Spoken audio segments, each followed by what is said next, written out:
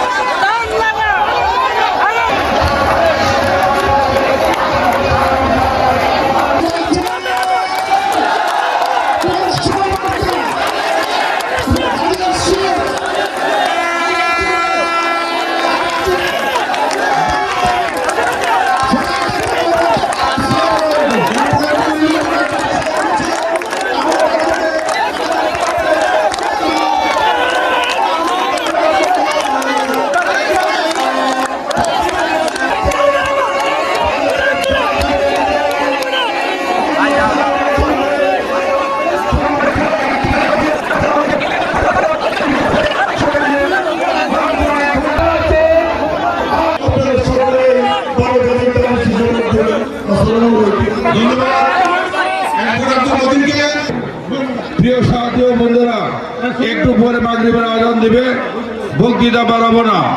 আজকে শুধু একটি কথা বলতে চাই, সেটা হচ্ছে যে আগামী দিনে বাংলাদেশে স্বাধীনতা এবং সার্বভৌমত্ব টিকে থাকবে।